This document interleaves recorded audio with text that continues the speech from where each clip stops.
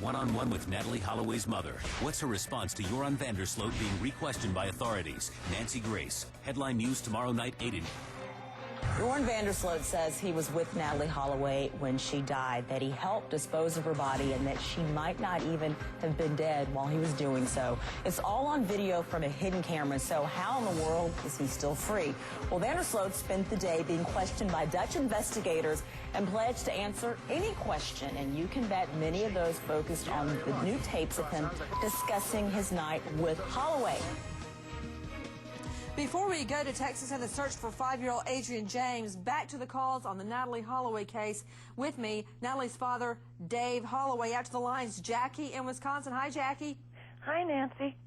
My question is Joe Tacopina still Joran Vandersloot's lawyer? And if so, has he released any kind of statement about this? Jackie, I can answer that one for you. Yes, he is the state's lawyer, the United States lawyer, and he says Vandersloot made it all up, that it was just a big lie. To T.J. Ward, what do you think investigators will get out of Vandersloot tonight? He is there being questioned. Well, I hope they're asking him the questions and trying to confirm some of the information. The mere fact, I think that he needs to talk about, and the Dutch authorities need to talk about, arresting him for concealing a death. I mean, for starters. I mean, he's obviously, the statements that he's made on tape warrants the application for concealing a death. He said he dumped the body and brought a boat in, and then they can get somebody for conspiracy of bringing a boat in. His intention is to dispose of the body is very, very clear in his whole conversation about the interview. I agree. T.J. Ward joining us, private investigator who worked with the Holloway family. To Dave Holloway, Natalie's father, what do you make of it when Peter DeVries says Joran Vandersloot will face trial?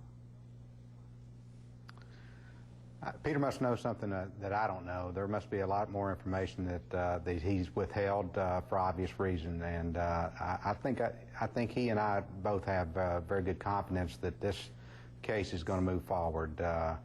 You know, Nancy, I'd mentioned that we're working out in the ocean. If any of the viewers are interested in following along, they can go to Tim Miller, Texas EquiSearch's website, and click on a link, and you'll see what a great job these guys are doing out in the ocean. Dave, how do you stay so composed when you discuss Natalie's death and disappearance? You just have to get yourself primed up for it, Nancy. There's been a lot of tough times away from the camera that is very tough. We've got some serious things ahead of us. You know, I've got two young daughters that still believe in Santa Claus, and they put up the Natalie's little stocking, and they still had hope, and you know, we've got that ahead of us.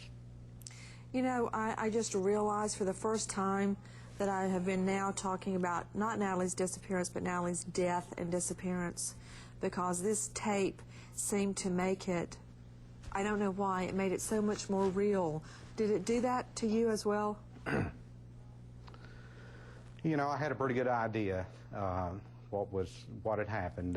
That's the reason we're out in the ocean, and Peter confirmed that for us, and you know, and I took it, and you know, it's been tough, you know, but I wasn't prepared for the attitude of this kid towards Natalie. That's been the toughest part for me. I just can't believe a human being could be that cruel and inhumane towards another person.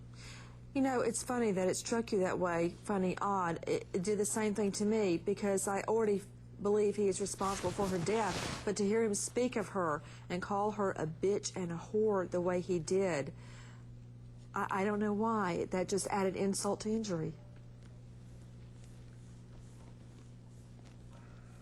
With us tonight is Dave Holloway. This is Natalie's father.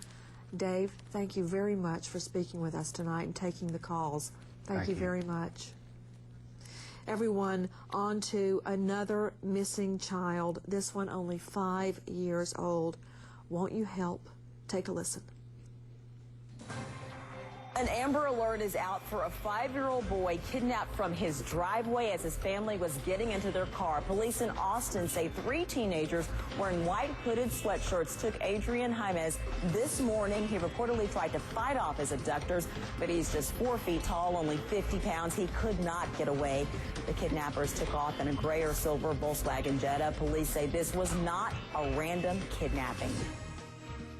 Where is 5-year-old Adrian? Let's go straight out to Emily True with KLBJ Radio 590 AM joining us out of Austin. What happened, Emily? Good evening, Nancy. Police are still trying to figure out exactly what happened. They were telling us this afternoon that they have received up to 30 tips about the possible location of this vehicle. But the Texas Department of Transportation and Texas Department of Safety, rather, I should say, they're not taking any chances, and they have put up bulletin boards up and down the highway between Austin and the Mexico border, alerting people not only to the little boy, but the car that he may still be in with these 3 young men, asking folks to call if they have any information. Also joining us is the PIO with the Austin Police Department, Joe Munoz. Joe, thank you for being with us. What are the circumstances surrounding the little boy's disappearance? Well, right now, we're at wit's end. We are getting a lot of public assistance. We've received over 165 phone calls from citizens of Austin saying they've seen the suspected vehicle. But what happened this morning? What happened? Well, what happened was the young man was getting ready to go to school, went outside. Mother got in the car. His 10-year-old sister got in the front seat. And almost immediately, the suspect vehicle pulled up. 2 remained in the car. 2 of the suspects got out, opened the back door, and forced the young man out of his family vehicle. The little boy was on his way to school, right? That is correct. What's the description? The description of the young man? Or no, the suspect? perpetrators. The perpetrators are described as Hispanic males in their late teens. There are 4 of them. 2 remained in the car. 1 stayed outside the family vehicle as a lookout, and 1 of them was the individual that was actually pulled him out by force. The little Adrian fought off, attempted to fight him off, but he was unsuccessful.